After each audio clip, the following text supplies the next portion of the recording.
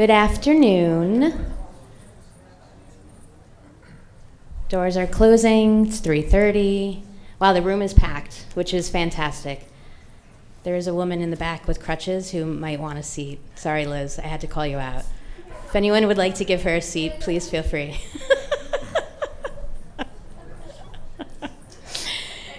You're very welcome. So happy to see everyone here, in particular before the 4:30 happy hour begins, of course.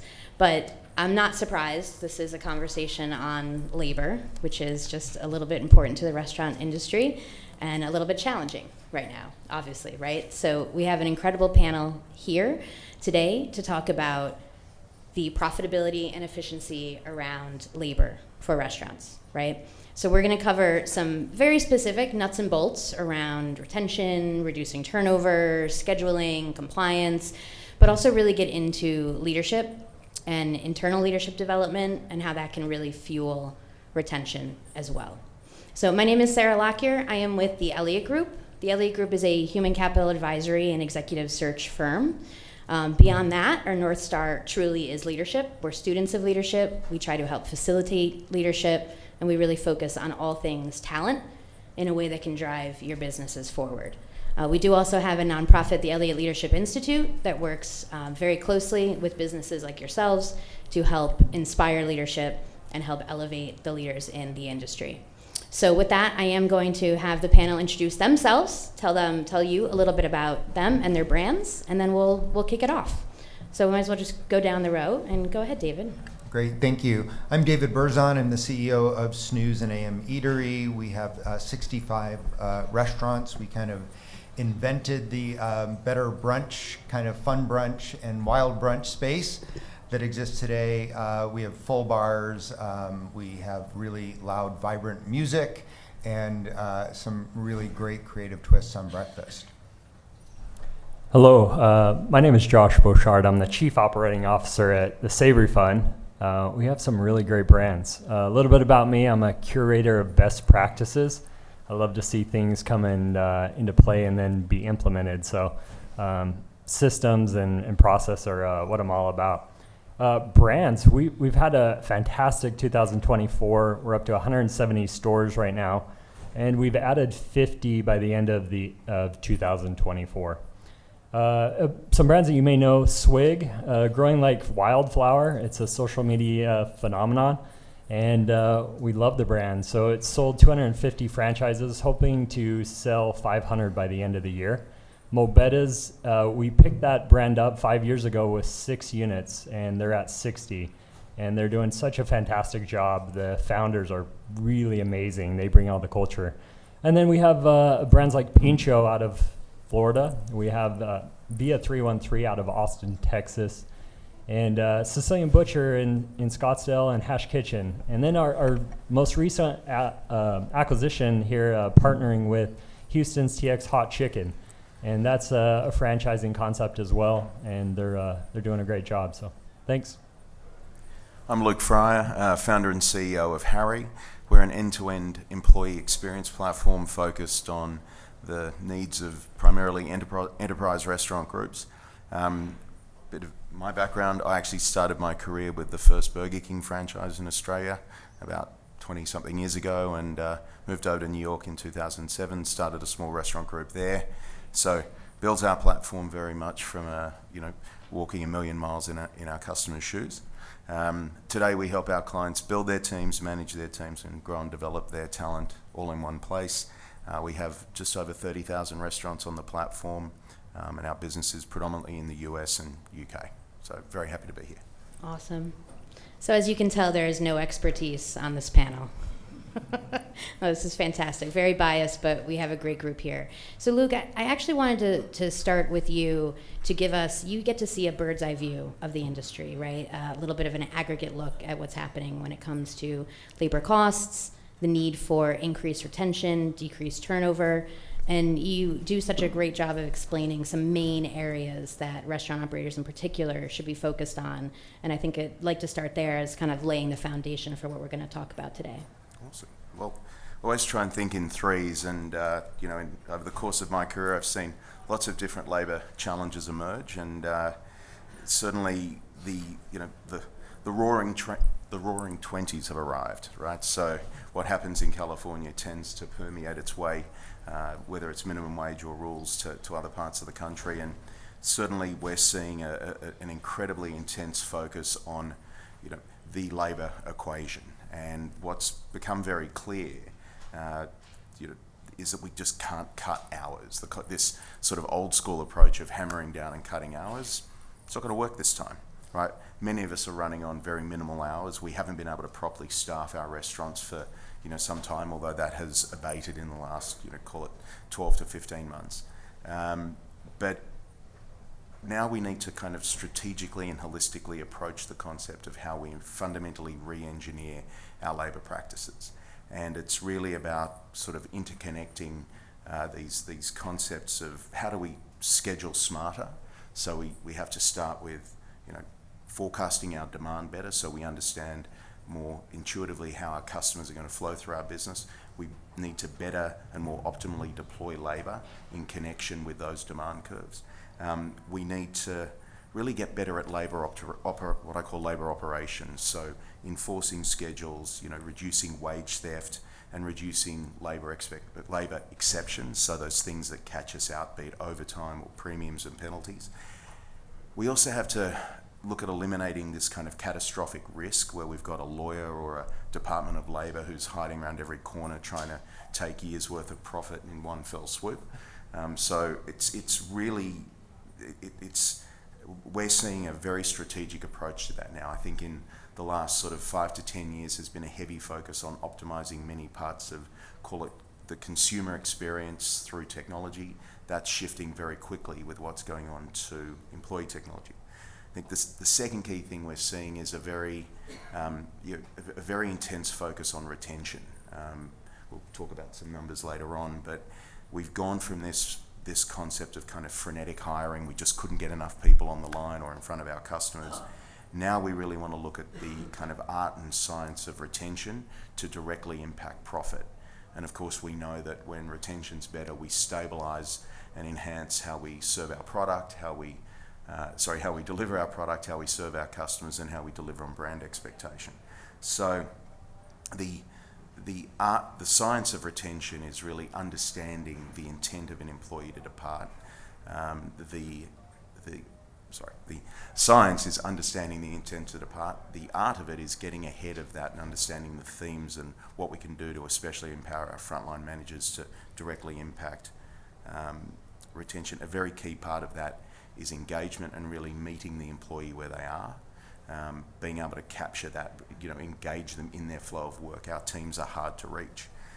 And I think the third key thing we see is this concept of really understanding the end-to-end view of an employee's journey. We've all worked really hard to map out and understand our customer's journey, but it's very easy to argue that the employee's journey is as important, and understanding how our hiring and how our day-to-day workforce management and how we grow and develop and retain our employees, these things need to be sort of seamlessly interconnected to really kind of drive enduring value. So that holistic view of that employee experience, super important today. That's great. Appreciate that. And we're going to touch on a lot of that as we continue through this. David, when we all spoke earlier, you had mentioned labor costs are 70% higher today than they were in 2019. 70. Your CFO is here, so I hope she agrees. What are you working on at Snooze to really build efficiency, increase retention, and work in that new world of that increased cost? Yeah, it is all about efficiency now. We are living in a very different world, and when you look at what's going on with our four-wall margins, you start to ask yourselves, how are these businesses going to ultimately survive? How does this model work anymore? And it's ultimately, we have to be incredibly efficient at what we do. Now that's really easy to say, but very difficult to achieve, because we also are in the hospitality business. So we want to provide this great guest experience. I spent the first 20 years of my career in the bakery business, and we used to say, how do you find that balance between quality and efficiency? The most quality way to give you a cookie would be to have you come up to the counter, order it, we put it in the oven, bake it, and serve it to you. But you're not going to wait, right? A lot of friction on that part. The most efficient way would be for us to bake them all at the beginning of the week and just hand them out for the next 7 days.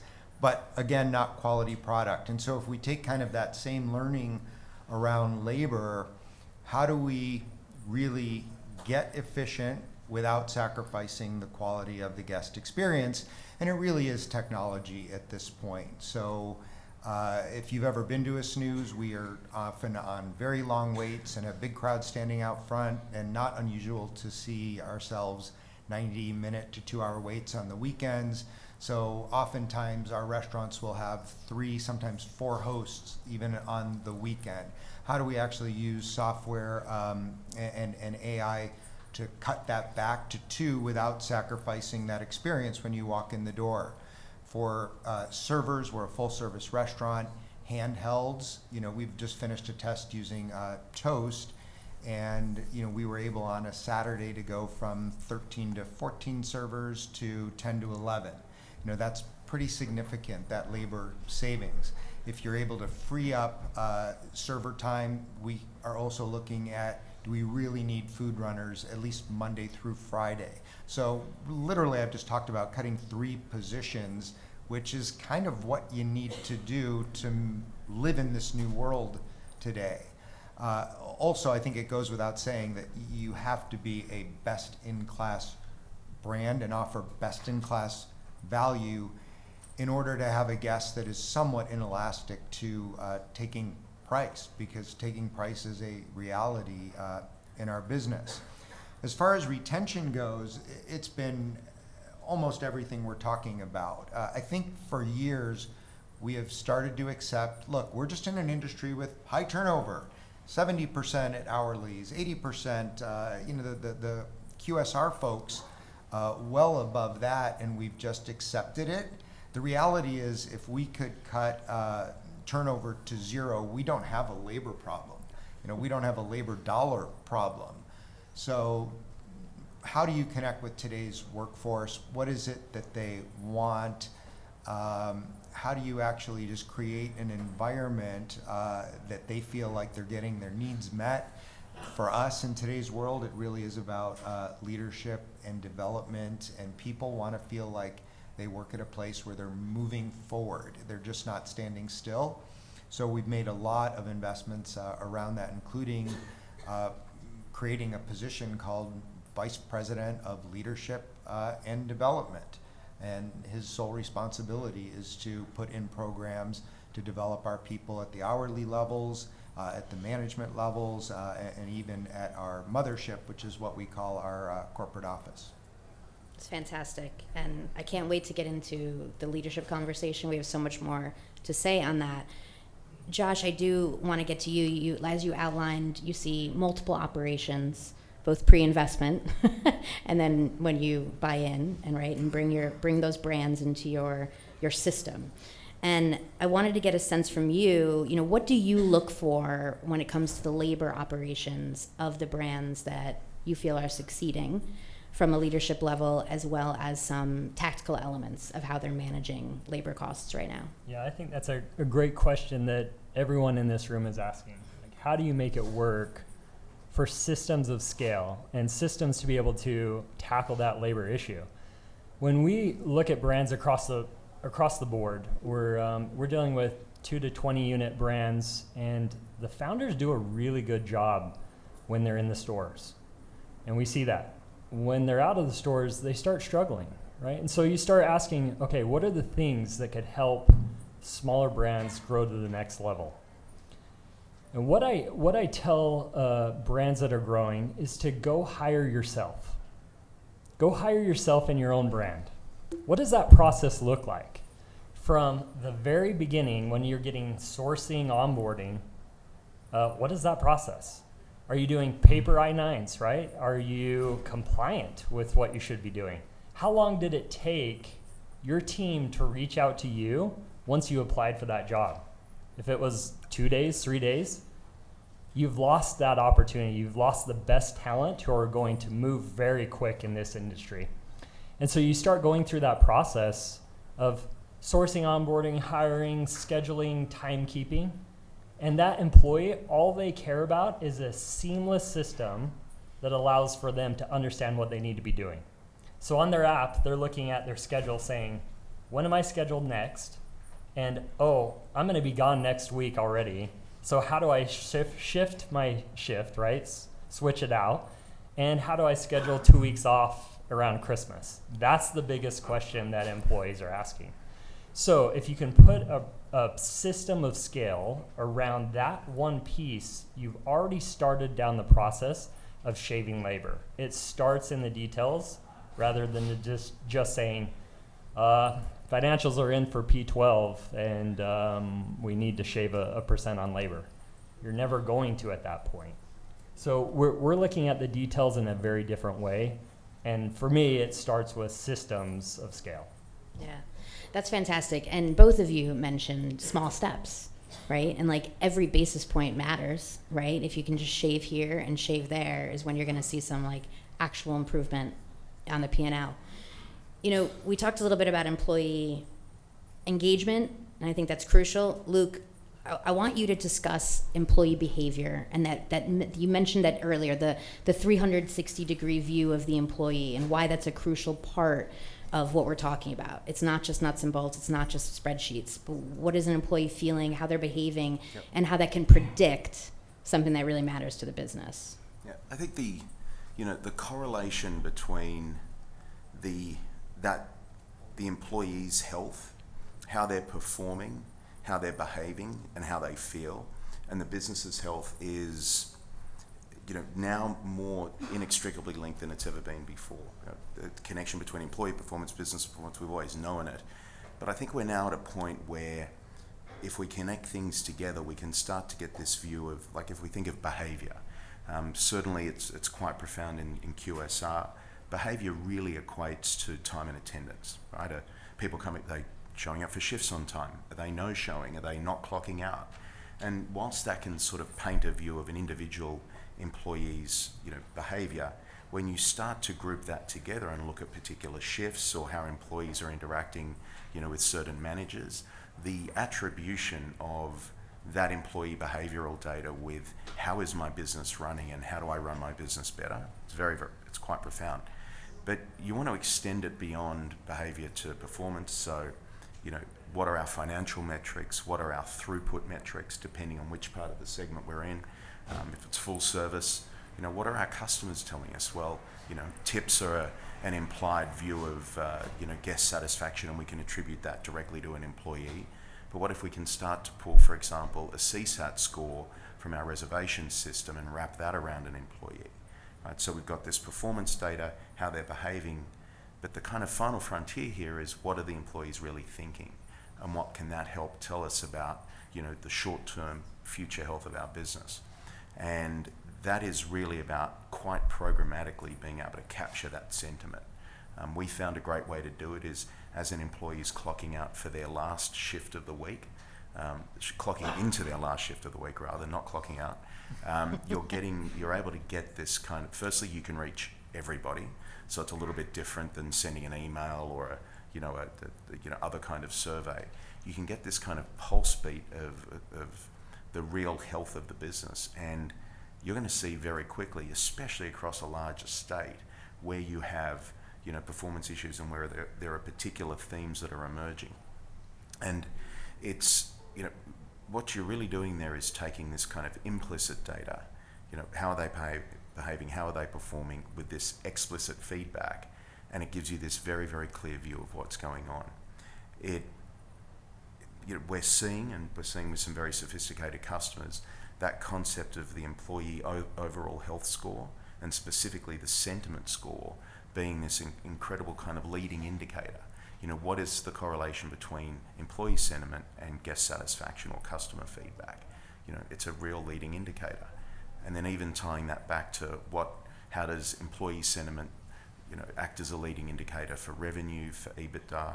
So these, I don't think as an industry we've tested these kind of theories before, But now, if we interconnect things the right way, we can collect the information and get this very powerful view of what's going on. Yeah, Very I mean, the predictive nature of that is just, it's fascinating, right? It's not going to be a report that comes back and then you're going through your head and you're looking at the financials, but really, is this one employee that's unhappy? Yep. Maybe not a problem. Is it 10 under that same GM? Correct. That's an issue. And Josh, I want to go to you on this. Yeah, well, Good. You had something to add to this. I look at what Luke's saying, and I think you're light here years ahead of the reality of today, or what could be today. Because other industries, like you're saying, they are doing EMPS really well. And you look like companies like Qualtrics that created that kind of outlay where you can understand how your employees are doing, and you're scoring them based on how they feel, right? And so how do we take that and pull it back into restaurant? How do we understand our employees at a store level so that then we can, if all the employees at the store level are saying this AGM is horrible, we can go back in and then train that AGM how to be better.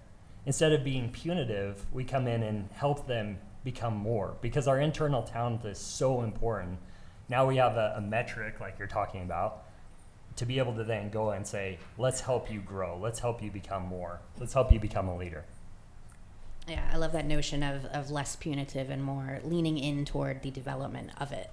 So David, you mentioned earlier, Snooze and the lines and the customer attraction, but you're also an employer of choice, right? And that's a very difficult distinction to receive in today's market. So kudos first and foremost on that. But that's a employer brand, that's leadership, that's culture. So what do you attribute that to in terms of your success with labor and how you approach the culture at Snooze and your leadership yourself? Sure.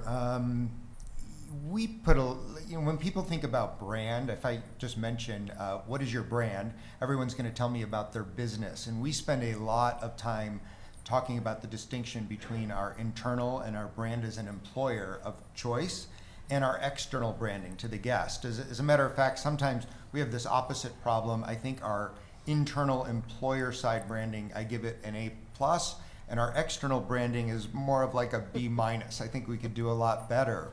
And so, the brand is, what do we stand for? And I think all of our employees know who we are, what do we stand for. We do a lot of programs internally around sustainability, around responsible sourcing.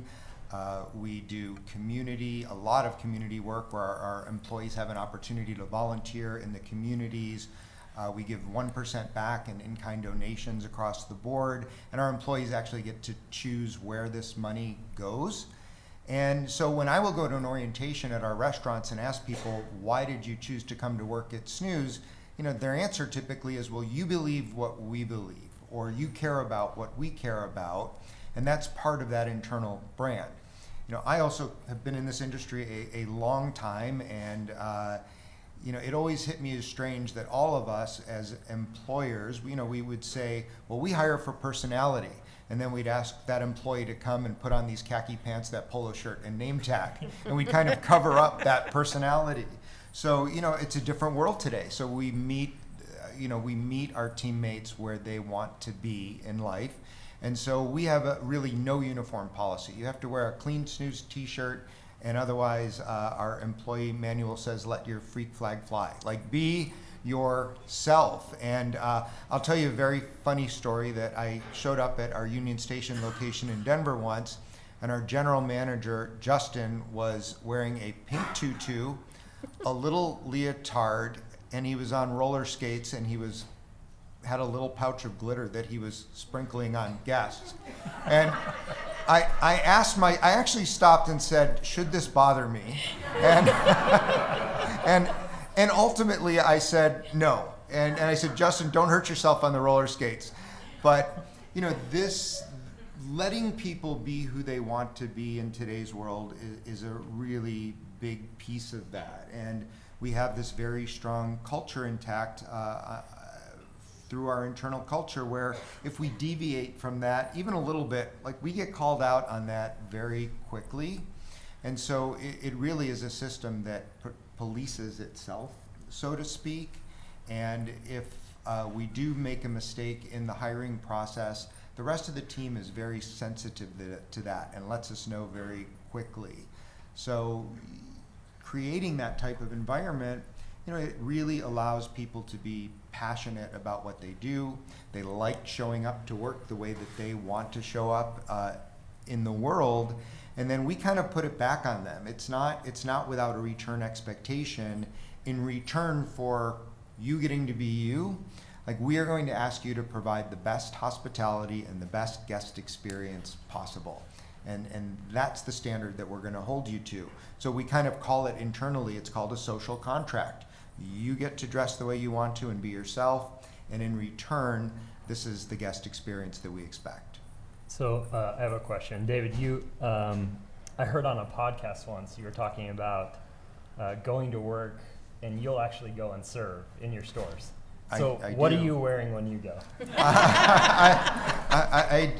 I do. I'm the middle-aged white guy, and there's not much getting around that. But I typically wear sneakers and shorts and a Snooze T-shirt, and sometimes I put on some temporary tattoos that we have lying around, and I have a great time. And I try to do that once a quarter, go into the restaurants and take a full serving shift, and I learn more about our restaurants in those shifts.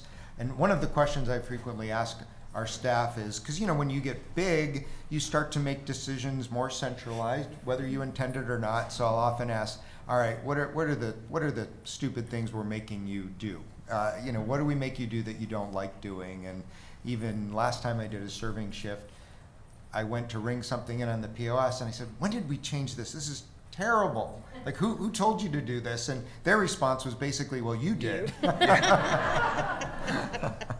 I think Josh was challenging you to wear a pink tutu. I did want to underscore one comment you made, culture that polices itself.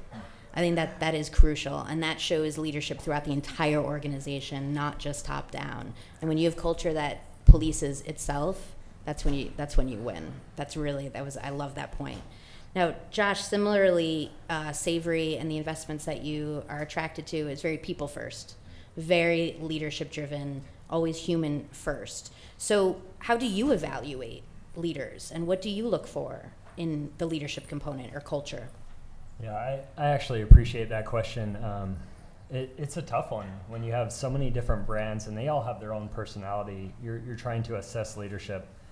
I'll tell you, growing up, I played sports. I was in high school in a lot of extracurricular activities. I was in Scouts. I even got my Eagle Scout. I did a lot of church service, and I was in college. I joined some of the social groups trying to make my way.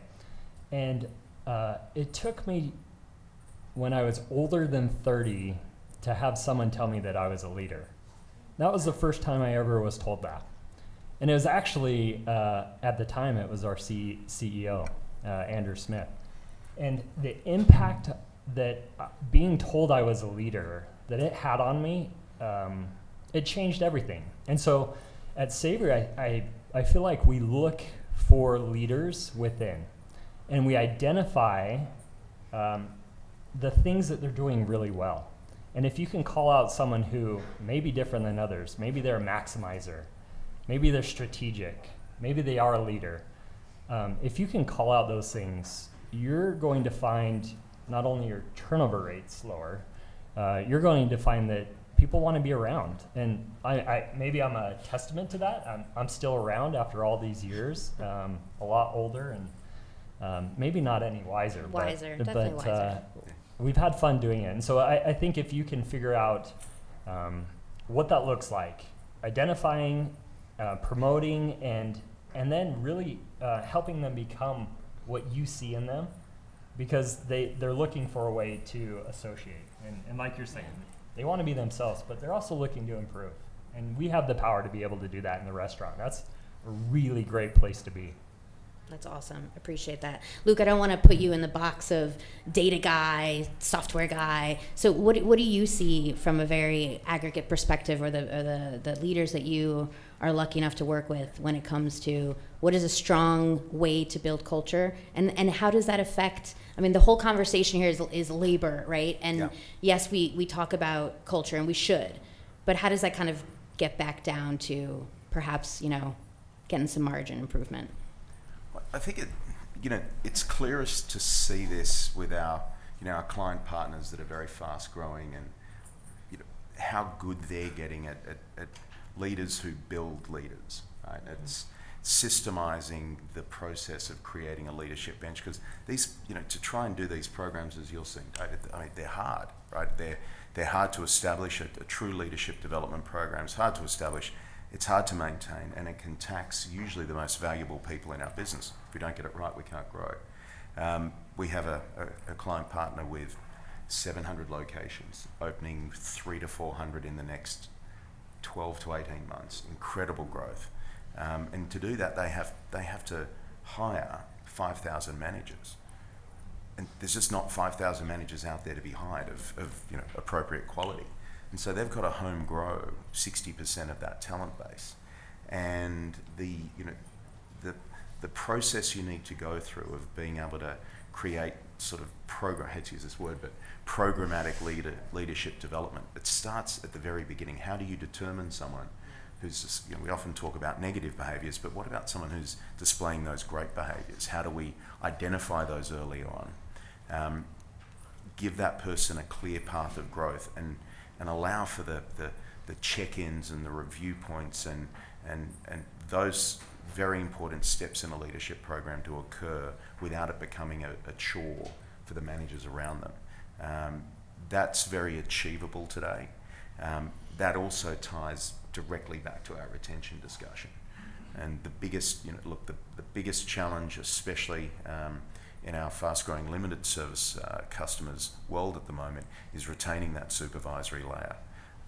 Manager, supervisor turnovers increased from 30s, the mid to high 30s into the 50s over the last couple of years. And being able to really tie people into those programs and give them those very clear steps. It's small incremental increases in pay, but it's also giving you great visibility on how you're performing. They can see it. They can see it right there in their hand, what their performance looks like and what their path looks like. Very important. So the best leaders are getting very strategic at building leaders under them right now. Oh, leaders elevating leaders is exactly, well, it's what we're about as well. Shameless plug, but truly, I mean, that's really important. You mentioned kind of reducing the burden of some of the work that GMs have to do. They're so overtaxed, they're so overworked, there's compliance, there's scheduling, there's this, there's that. Obviously, I think we all know that technology can play a huge role in reducing the burden of some of those tasks so they can spend time on more important people-driven tasks, not even for the customer like we talked about, but internally. So talk to us a little bit about compliance. It's not a fun word, but it's a really important part of the job. So what do you see, and how do you see technology being able to help alleviate some of that? Well, compliance was hammered into me from a very early age, because running a restaurant business in Australia, it's got the most incredible set of labour laws, and incredibly difficult set of labour laws in Australia. It makes California look like Texas on a bad day. There's nothing like it. But learned very early in my career how important compliance was, and today, just the pace and the complexity of regulations is spiraling out of control. It's just increasing at an exponential rate, and it's not just the commercial risk, which I think many of us know quite painfully, but the reputational risk from not getting compliance right, especially when we get into, these conversations just don't play well in the public domain. There's no version of trying to defend, minor working hour rule infractions. It's bad. And that risk, you have to systematically kind of mitigate and eliminate risk. And it's up to technology, and it's a high standard, but technology has to be bulletproof, right? It has to understand all the rules at a federal, state, and local level, and it's got to keep the customer ahead, the client, the restaurant business ahead of those rules. And with things moving and changing as quickly as they are, It's a high bar, but it's something that we as technology vendors have to step up to.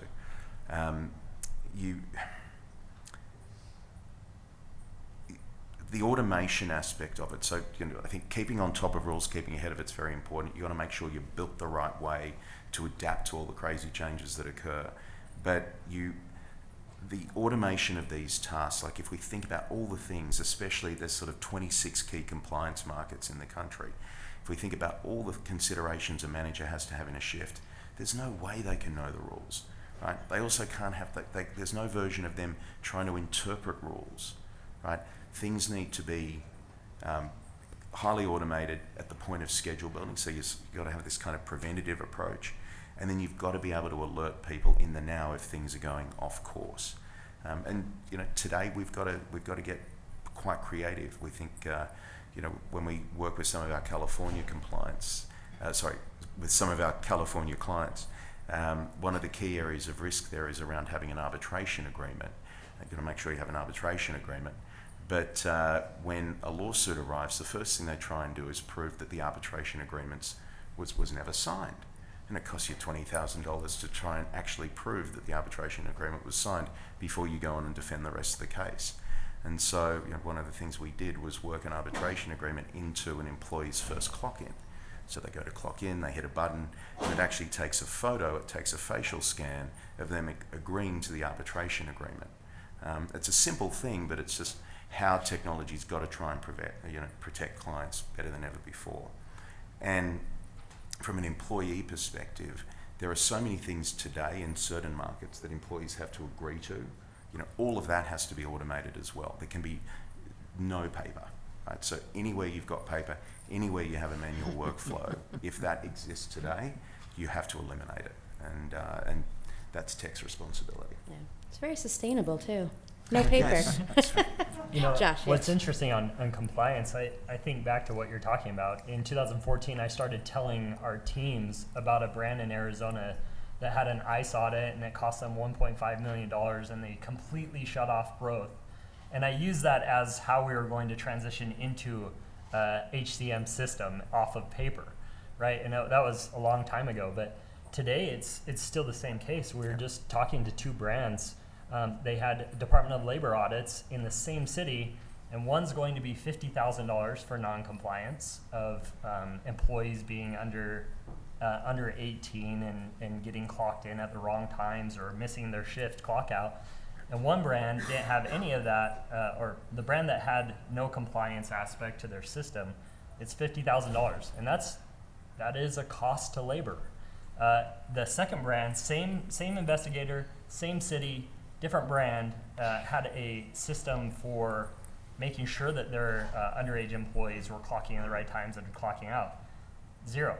They don't pay anything, and so there is a cost to compliance on the HR front. Yeah. Well, and even beyond compliance, you're a big believer, Josh, in enterprise data, really making sure restaurants are being data focused, technology focused. Talk to us a little bit about your belief in that and why, and how you're implementing some of that at Savory. Yeah, I think Luke's nailing it on everything that needs to be happening today, and then I think we're even thinking through how else, right? How else can we save on labor? So we start looking at our recruiting teams and asking them, for the employees that you're bringing on, what does their tenure look like? Did they have 3 years at this past restaurant, another 3 years at a different restaurant, and they only had 1 year with us? Why? What's our system doing that's failing in that? And so I think you have to start looking at your data in a very different way than anyone else is telling you to look at it. And if you can dial in some of those aspects, then you can start saying, we're winning, right? And you go back and say, okay, 3 year is their tenure.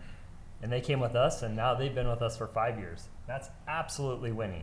Because those turnover costs, if you look at Cornell University came out, the average frontline employee is $5,200 every time you turn them over.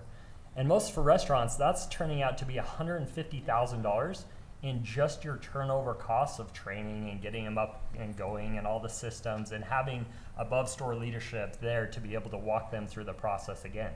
So if you want to stop the bleeding and have your labor get in line, start focusing on your employees that are already in your system. Absolutely makes sense. David, you're like the ultimate operator up here, decades in the industry, really working in the restaurants. So I feel like we'd miss an opportunity here to talk about your approach to employees, retention, having them stay with you. Now, data or not, right? Like, you're in the restaurants, you get it. And would like to hear your perspective on where you see some of this headed in terms of prediction, analytics, data, and intel that you feel like you can use to marry to culture and leadership. Wow, there's a lot to that question. That's a tough question. True. Pick whichever part you want. I think we look, great leaders build great teams, and that starts from the top down.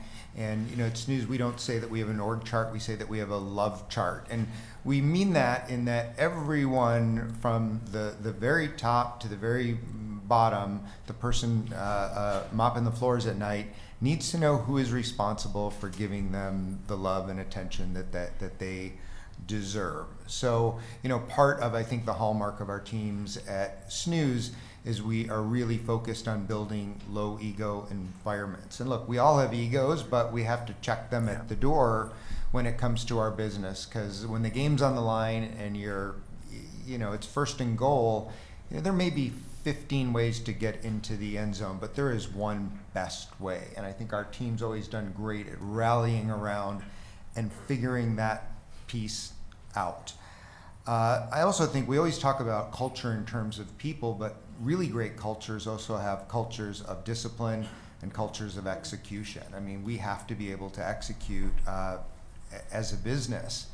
And in order to do that, we really need to understand all the little parts of our business. And I mean the minutia. I mean, data, this is where the industry is going. And it's been around for a long time on how do we track the guest experience, meaning from the moment they walk in your door and put their name on the wait list, when were they seated, when was their drink, when was their drink rung in, when was their order placed, how did it spend time on the line, when was it pulled off the line, when it was dropped at the table. Like, we've been able to track those things for a long time.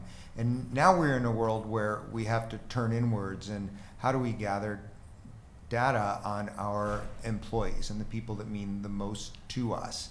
And I loved, Josh, when you said the ability to have knowledge of how long someone spent somewhere before they came to work for you.